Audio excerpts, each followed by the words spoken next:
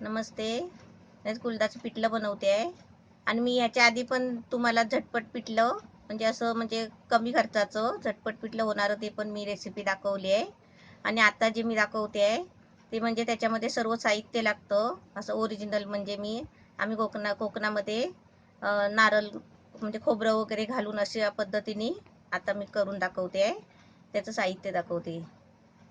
हे कुळथाचं पीठ आहे 1 वाटी. त्याच्यात हे अद्रक लसूणची पेस्ट आहे 1 चमचा घेतली आहे. हे जिरं आहे अर्धा चमचा. हे चवीसाठी मीठ घ्यायचं आहे. त्यासाठी हे थोडंसं खोबरं घेतलं आहे अर्धी वाटी. 1 टोमॅटो घेतला आहे मोठा कापून. त्यासाठी हा कढीपत्ता घ्यायचा आहे थोडासा आणि हे थोडीशी कोथिंबीर आहे. त्यासाठी आहे ना हे मिरची मसाला आहे म्हणजे घरातला आहे कोकणी मसाला. आपण मिरची मसाला घ्यायचा असेल ना तर मसाला मिरची पावडर घेतली तर धना पावडर गरम मसाला घ्यायचा. आणि हा कांदा घेतला अर्धी वाटी म्हणजे 1 कांदा कापून घेतलेला आहे. त्याच्यासाठी हळद आहे आणि हे पाणी आणि हे तेल.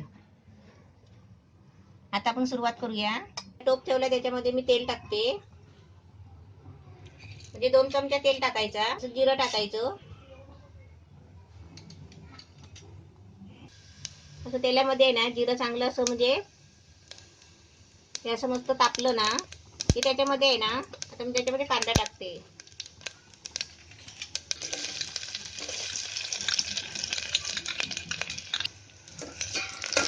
कांदा आहे ना तेलामध्ये टाकला ना नंतर गॅस फास्ट करायचा. सर्व फोडणी देता तेल टाकल्यावर आहे ना गॅस कमी करायचा. फोडणी देताना सर्व साहित्य तेलामध्ये टाकताना आहे ना गॅस कमी करायचा. आता त्याच्यामध्ये मी कढीपत्ता टाकते. अद्रक लसूणची पेस्ट आहे ती टाकायची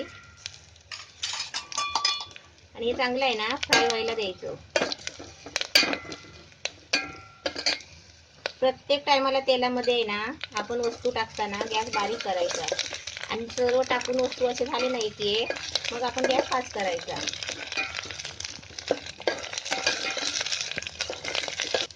आता त्याच्यामध्ये टोमॅटो टाकायचे.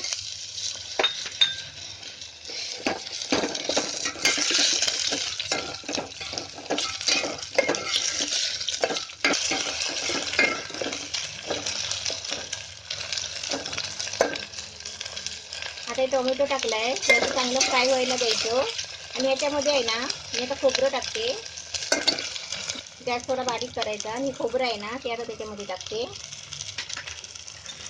हे मिरची मसाला टाकते 1 चमचा घेतलाय. आता त्याच्यामध्ये आहे ना अर्धा चमचा हळद टाकायची आणि सगळं आहे ना गॅस बारीक करून फ्राय करायला द्यायचं. तोपर्यंत आपण आहे ना ते कुळथाचं पीठ घेतलेलं पाण्यामध्ये आहे ना चांगलं विरघळून घ्यायचं आहे. अशी छोटीशी पातेली घ्यायची त्यात थोडं पाणी ओतायचं आणि त्याच्यामध्ये आहे ना हे कुळथाचं पीठ टाकायचं. हे चांगलं चमच्याने नाही तर रवीने आहे ना असं ढवळून घ्यायचं चांगलं म्हणजे हात टाकायला नको.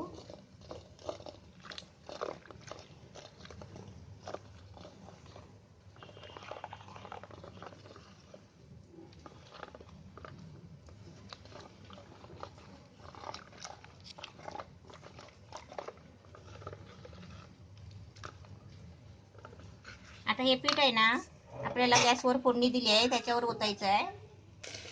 हे छान एकदम फ्राय झालेले आहे मस्त बघा. आता त्याच्यामध्ये आहे ना हे मी कुळथाचं पीठ ओतते.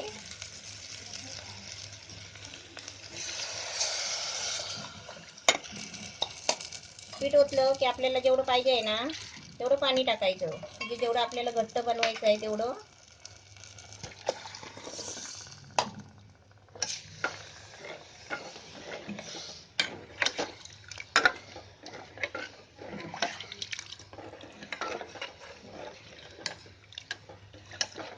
आता मी गॅस फास्ट करते.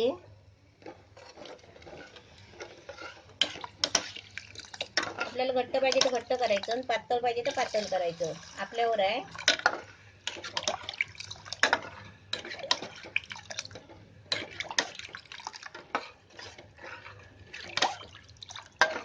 आता याला थोडा आहे ना कढी यायला देते आणि घट्ट तर किती होतो ना त्याचा मी तुम्हाला दाखवते. हे असं घट्ट झालंय बघा. आता आपल्याला चपाती बरोबर भाकरी बरोबर खायचं असेल ना तर असं घट्ट ठेवला तरी चालेल, कारण चपाती बरोबर भाकरी बरोबर आहे ना असं चांगलं घट्ट खायला चांगला. आणि आपल्याला भाताबरोबर खायचं आहे ना तर त्याच्यामध्ये आहे ना आपल्याला थोडं पाणी ओतायचं.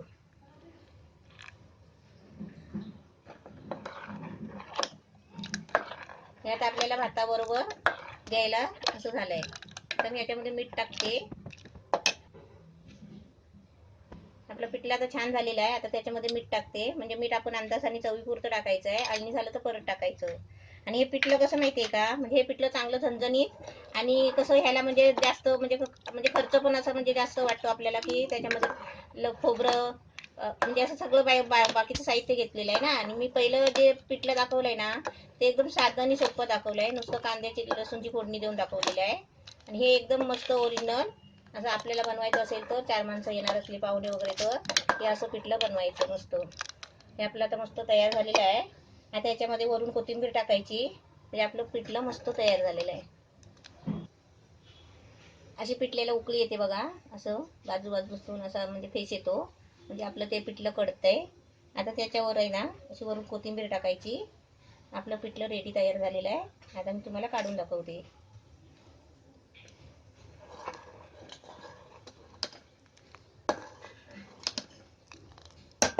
एकदम मस्त छान झालंय. गॅस बंद करते आणि तुम्हाला काढून दाखवते. त्याचं पिठलं एकदम मस्त छान झालेलं आहे. असं तुम्ही पण बनवा.